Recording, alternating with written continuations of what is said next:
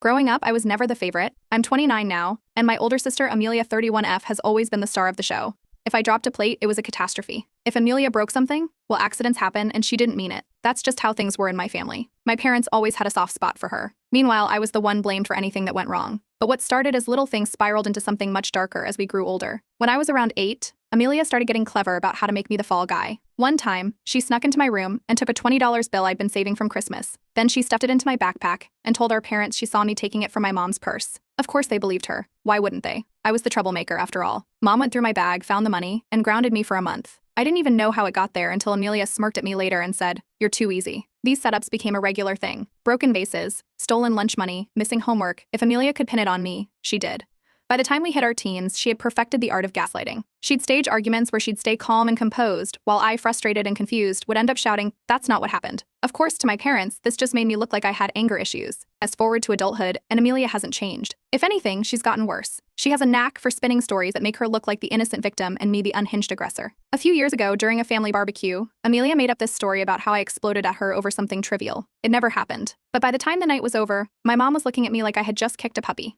The latest incident, though, it was the last straw. A few months ago, we had a family gathering at my parents' house. I thought everything went fine. I kept my distance from Amelia, helped clean up after dinner, and didn't raise my voice once. But the next day, I got a call from my mom, furious. She said Amelia told her I had a meltdown and screamed at her for no reason. Apparently, Amelia was so shaken that she didn't feel safe staying in the house that night. None of this happened. Not a single word of it. But once again, my parents believed her without question. After that, they stopped returning my calls. My dad blocked me on social media. My mom sent me a long text about how I needed to work on myself and seek help for my anger. It was humiliating. I tried defending myself, but nothing I said mattered. To them, Amelia's word is gospel. The worst part? It didn't stop with my parents. My cousin Sophie reached out to me recently, saying she heard from Amelia that I was dangerously unstable and needed professional help. Amelia has been spreading this narrative to anyone who will listen. She's painted me as this ticking time bomb, and I've been powerless to stop it. I live alone now, in a small apartment a few towns over. I have a steady job and a handful of close friends who know the real me. They've been my rock through all of this, especially as my family keeps pulling further away. But it's exhausting, having to constantly explain myself, to reassure people I'm not the monster Amelia makes me out to be. It's like fighting a battle where the other side has all the weapons and I'm just standing there, empty-handed. A few nights ago, I was scrolling through my old messages with Amelia, trying to figure out where it all went wrong. That's when I realized there were patterns. Times when she contradicted herself, times when she slipped up and accidentally admitted to her lies. I started taking screenshots, saving emails, organizing everything into a folder. If no one was going to believe me based on my word, then I'd show them proof. It's not just about clearing my name anymore. It's about getting my life back. My cousin told me Amelia's been telling people I'm a danger to myself and others. That's not just a lie, it's defamation. I've decided I'm not letting her ruin me any further. If she wants to play dirty, fine. But this time, I'm fighting back. I've already started documenting everything. Every text, every voicemail, every interaction with my family. I'm also looking into getting a recording device for when I have to deal with Amelia in person. My friends are supportive, even suggesting I talk to a lawyer if it comes to that. One even joked that I should write a tell-all book about how to survive a sibling sociopath. And then, like a flashback, I remembered something from when we were kids. I was 14 and Amelia had convinced my parents I was stealing money from their wallets. I wasn't, of course, but I remember thinking back then, how do I prove something I didn't do? That's exactly how I feel now, but this time, I have a plan. The first step is reaching out to my parents, one last time, to try and get through to them. If that doesn't work, I'm taking this public. I'm not sure where this will end, but I know one thing, I'm done staying quiet. Update 1. After my last post, I decided it was time to stop being reactive and start taking control of the situation. Amelia had spent years controlling the narrative, but now, I was going to rewrite it with cold, hard evidence. The first step was preparation. I bought a small recording device online, something discreet that could easily fit in my pocket. It wasn't cheap, but I figured if it could capture Amelia in the act, it would be worth every penny. I knew I couldn't rely on just my word anymore. People believe what they see and hear, and I needed proof. With that set up, I reached out to my cousin Sophie. She's one of the few family members who still talks to me, though she's also close with Amelia. I figured she might know what Amelia's been saying about me recently. When we met up, Sophie hesitated at first, but after I told her everything that's been going on, she admitted Amelia had been bragging about how easy it was to make me look bad. That was the word she used, easy. Sophie didn't seem entirely comfortable with the whole thing, but she confirmed that Amelia had been spreading stories about me losing it at family events. She also mentioned that Amelia's been telling people I need professional help, which explained why even distant relatives had started acting weird around me. After that conversation, I knew I had to get more organized. I went through old text messages, emails, and anything else I could find, saving screenshots and categorizing them into folders. It was time-consuming, but it felt like progress. I found messages where Amelia contradicted herself, texts where she tried to guilt-trip me, and even emails where she played the victim after clearly instigating an argument. It was all there, written in black and white. The next piece of the puzzle fell into place by accident. A few days later, I ran into Amelia at a mutual friend's birthday party. I didn't know she'd be there and I almost left when I saw her. But then I realized this was an opportunity. I turned on the recording device in my pocket and stayed. Amelia wasted no time approaching me. She had that smug look on her face, the one she always gets when she knows she's in control. She made a few snide comments, subtle enough that anyone listening might think she was just teasing, but pointed enough that I knew exactly what she was doing. Then, as if to rub salt in the wound, she said something along the lines of, "It doesn't matter what you say.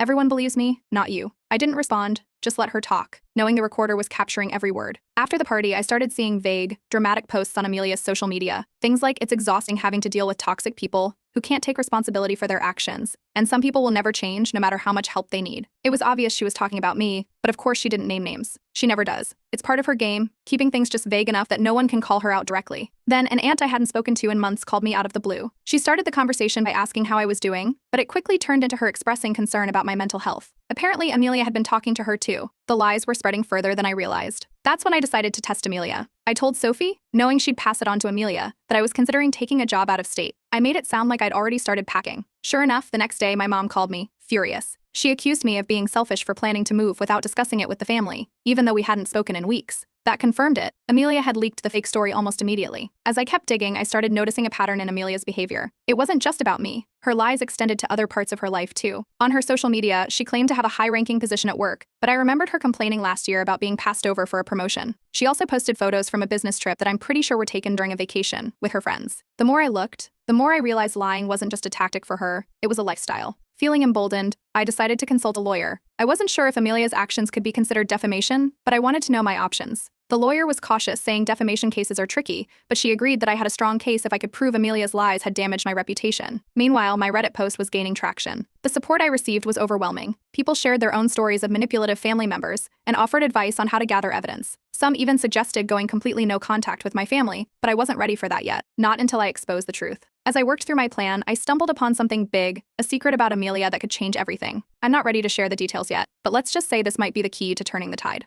Update 2. After my last update, things escalated quickly. The fake story about me moving out of state confirmed Amelia was leaking information, but that was just the beginning. I hadn't expected what came next, uncovering something that went far beyond her lies about me. It started with Sophie, my cousin. We were chatting again when she mentioned something offhandedly about Amelia helping out my parents financially. That caught my attention because I knew Amelia's job wasn't exactly stable. Sophie went on to explain that Amelia had been telling people she was covering bills for our parents, claiming I wasn't helping at all. She even showed me a screenshot of Amelia complaining to another relative about being the only responsible one. That didn't sit right with me. Curious, I started digging. My parents are usually private about money, but I remembered seeing my mom's email password written in an old notebook at their house during one of my visits years ago. It was still saved in my notes.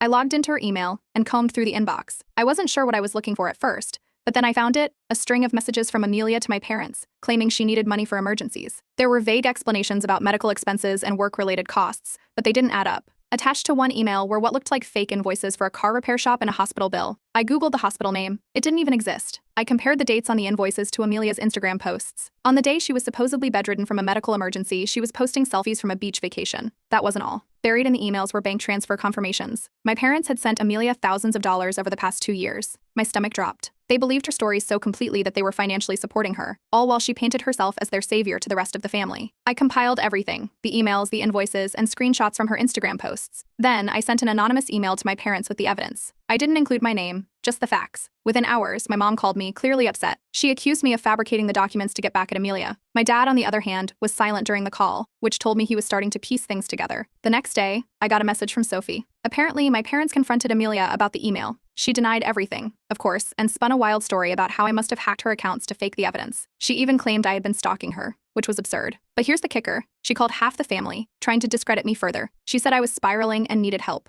A few relatives messaged me, asking if I was okay. It was infuriating, but I kept quiet. I wanted to let her dig her own grave. That opportunity came sooner than expected. Amelia called me, probably trying to provoke me into saying something she could twist. I kept the conversation calm, all while recording it on my device. At one point, she let her guard down and admitted she had borrowed money from my parents but said it wasn't a big deal because they're fine financially. That recording became the final piece of my growing arsenal of evidence. Meanwhile, I spoke with my therapist about everything that had been happening. She had already been helping me navigate the emotional toll of Amelia's behavior, but this time I asked for something more concrete. She agreed to write a letter confirming my mental stability, which directly contradicted the lies Amelia had been spreading. Armed with evidence, I decided to go public. I created an anonymous account and started posting screenshots of Amelia's lies and manipulations online. I left out my name and family's details, but the story quickly gained traction. People in the comments were shocked, and some even shared their own experiences with toxic siblings.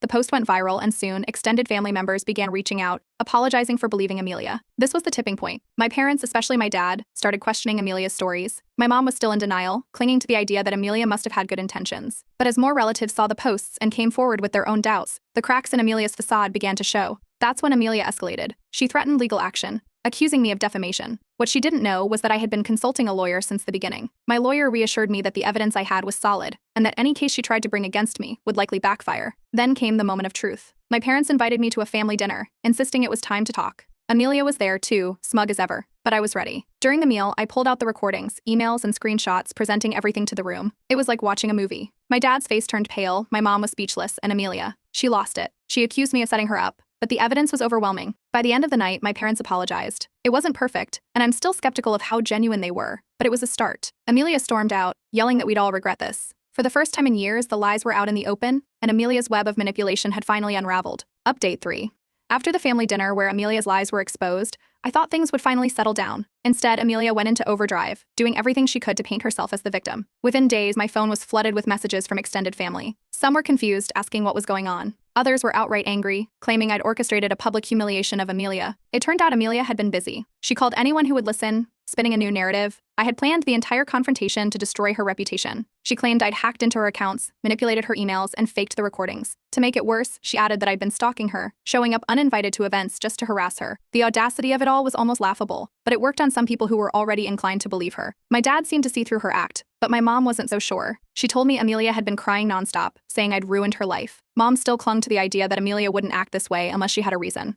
It was exhausting watching my parents split into two camps, one starting to believe me, the other still trapped under Amelia's spell. The breaking point came at a cousin's birthday party a week later. I wasn't planning to go, but Sophie convinced me it was a good chance to show the family I wasn't hiding. Amelia, of course, was there too. She didn't waste any time. The moment she saw me, she started raising her voice, accusing me of being a stalker. She pointed at me and told the room I'd hacked her accounts to frame her. It was pure chaos. I stayed calm, knowing my recorder was running in my pocket. Let her dig her own grave. The accusations were so wild that even a few family members who had supported Amelia started looking uncomfortable. After the party, I reviewed the recording. Her tone, the dramatic accusations, it was all there. But before I could even decide what to do with it, I stumbled upon something even more shocking. I was going through old emails when I found messages from Amelia, sent years ago, pretending to be me. She had forged entire conversations, sending rude and insulting emails to family members in my name. That explains so much why some relatives had distanced themselves from me without explanation. The details she included in those fake emails were chilling. She even copied my writing style. I compiled this new evidence and sent it to my parents. My dad was furious, finally seeing Amelia's manipulation for what it was. My mom, though, hesitated. She claimed Amelia must have had a reason for doing what she did, as if that somehow justified it. I didn't push her. The evidence spoke for itself. That's when Amelia escalated her legal threats. I received a cease and desist letter from her lawyer, accusing me of harassment and defamation. My lawyer responded immediately, including copies of the evidence we had gathered so far. The response also included a counter threat. If Amelia continued her campaign of lies, I would sue her for defamation and emotional distress. Sophie later told me that Amelia admitted privately she had no real case. She was banking on the legal threat, scaring me into backing down. When that didn't work, Amelia went silent for a while, but I wasn't done yet. Frustrated, I turned to Reddit again. I wrote a detailed post about everything that had happened, including screenshots of emails and recordings with identifying details redacted. The post exploded, gaining over 50,000 upvotes in less than 24 hours. The comments were filled with people sharing their own stories of manipulative family members. Some even offered advice on how to deal with Amelia's latest smear campaign. But it didn't stop there. Internet sleuths in the comments started digging into Amelia's online presence. They found inconsistencies in her social media posts, pointing out how her job titles seemed to change depending on the platform. One user claimed to recognize Amelia and said she'd exaggerated her role at work, even lying about promotions. This revelation gained traction and caused serious problems for Amelia. Word got back to her employer, and she was reportedly called in for a meeting to clarify her position. As more family members saw the Reddit post, the fallout spread. Some called Amelia directly, demanding explanations. Others reached out to me, apologizing for believing her lies. Amelia's carefully constructed image was falling apart, and she couldn't control the narrative anymore. Eventually, even my mom had to confront Amelia. The mounting evidence was impossible to ignore. Amelia broke down, accusing me of ruining her life and claiming she only lied because she felt pushed into a corner. My dad told her to stop making excuses, but my mom still tried to comfort her. It was frustrating to watch, but at least the truth was finally out in the open. While it felt good to be vindicated, the entire process was draining. The constant calls, messages, and emotional toll were overwhelming. Even with the support of Reddit and my friends, it was hard to keep going, but I wasn't giving up. Amelia's meltdown made me wary. This wasn't over yet. Update 4. After my last update, Amelia's behavior took a darker turn. With most of the family now siding with me, she started doubling down on her lies, claiming the evidence I presented was fabricated with help from professionals. She told anyone who'd listen that I'd hired someone to hack her accounts and create fake emails. The story was absurd, but Amelia has always been good at sowing doubt, especially among people who didn't know the full story. Then, the anonymous messages started. I began receiving emails from burner accounts accusing me of being a manipulative liar. The messages were poorly written but detailed enough that I knew they had to come from someone close to the situation. A few of them included vague threats about ruining my reputation. It wasn't hard to figure out who was behind them, but I needed proof. I reached out to a friend of mine who works in it. With his help, we traced the emails back to an IP address associated with Amelia's home network. That was the confirmation I needed. Armed with this information, I documented everything and filed it away. I didn't respond to the messages, knowing Amelia was likely fishing for a reaction. A few days later, Amelia made a surprising move. She sent me a long message, claiming she wanted to start fresh and put the past behind us. She wrote about how much she missed our sibling bond and how hard it had been to see our family torn apart. It was so out of character for her that I immediately suspected ulterior motives. But I played along, agreeing to meet her in a public place. I made sure to bring my recording device to the meeting, just in case. Amelia was overly friendly, trying to steer the conversation toward reconciliation.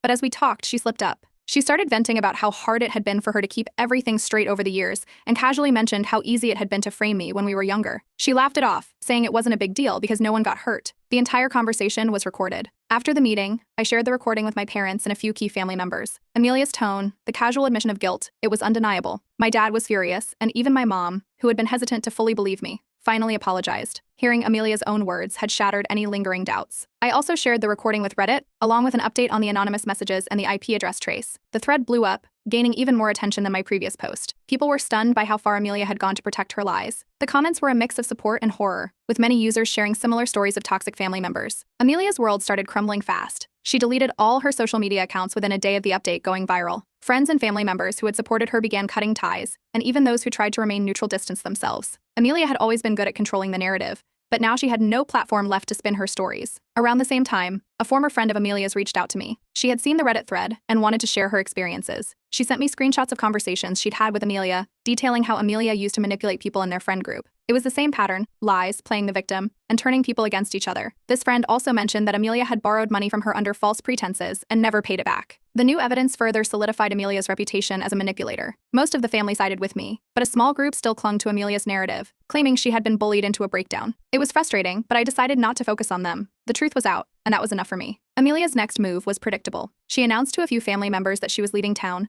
She claimed she needed to escape the toxicity and start fresh somewhere else, but most people saw it for what it was: an attempt to run from accountability. Meanwhile, Amelia quietly dropped all her legal threats against me. My lawyer advised against pursuing a defamation case, as Amelia was already discredited. He said there was no point in dragging things out further when I'd effectively won. My parents issued heartfelt apologies for the years of enabling Amelia's behavior and for doubting me. They've started making efforts to rebuild our relationship, but I've set firm boundaries. I'll stay in limited contact, but I won't allow them to bring Amelia into my life again unless she takes full accountability for her actions, which, let's be honest, isn't likely to happen. Reflecting on everything, I feel a strange mix of relief and exhaustion. For years, I lived under the weight of Amelia's lies, constantly defending myself against her manipulations. Now the truth is finally out, and I'm free to move on. The Reddit community has been incredible, offering support and sharing their own stories. It's comforting to know I'm not alone. For now, Amelia is out of the picture, and I plan to keep it that way. Whatever she does next, it won't involve me. Update 5. It's been a few months since everything with Amelia blew up, and life feels like it's finally settling into something close to normal. She's been completely silent, no cryptic social media posts, no dramatic calls to family, nothing. From what I've heard through mutual family members, she's keeping a low profile, which makes sense after everything that came to light. Even those who once sided with her have distanced themselves. I've focused on moving forward. Therapy has been a game changer. My therapist has helped me unpack years of gaslighting and manipulation, and I'm finally starting to rebuild the self-confidence Amelia worked so hard to tear down. I've also been throwing myself into work and reconnecting with friends. It's refreshing to spend time with people who know the real me, without the shadow of Amelia's lies hanging over every interaction. My parents have been making an effort too. After the last update, they started attending family therapy. It wasn't an easy process. There were a lot of uncomfortable conversations about how their favoritism toward Amelia hurt me growing up. But for the first time, they're acknowledging their role in everything. My dad has been especially proactive, apologizing directly and showing he wants to rebuild trust. My mom is trying, though she still struggles with guilt over enabling Amelia for so long. Other family members have also reached out. Several apologized for believing Amelia's stories and admitted they should have asked for my side before taking her word as gospel. It's been bittersweet. On one hand, it feels good to have those bridges rebuilt, but on the other, I can't help but wonder how different things might have been if they'd questioned her earlier. Still, I'm choosing to focus on the fact that we're all moving in the right direction now. The support from Reddit has been incredible. Sharing my story online was one of the best decisions I ever made. Not only did it help expose Amelia, but it also connected me with thousands of people who've dealt with similar family dynamics.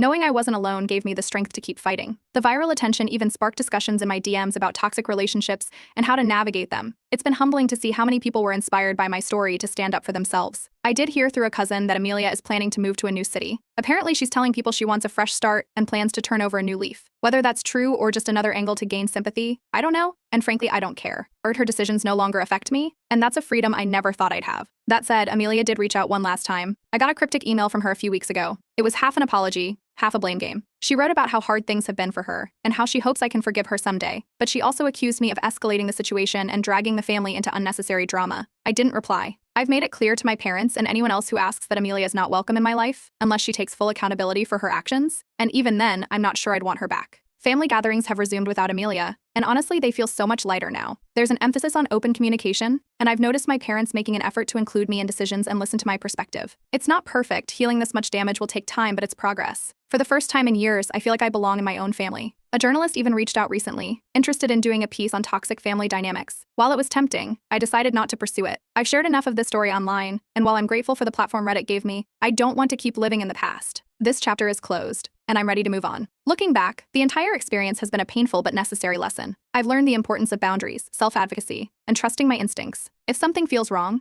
it probably is. And no matter how hard someone tries to rewrite your reality, the truth has a way of coming out. You just have to be willing to fight for it. To everyone who supported me, shared advice, or simply took the time to read my story, thank you. You reminded me that I wasn't alone, even when it felt like the whole world was against me. Knowing that my experience helped others stand up to their own toxic family members makes everything I went through feel worth it. As for Amelia, I don't know what her future holds. But whatever she does next, it's not my responsibility. For the first time, I feel free to focus on my own happiness without her shadow looming over me. I'll leave you with this. Never doubt yourself when someone tries to twist your reality. It's exhausting, it's frustrating, and sometimes it feels impossible, but the truth will always win.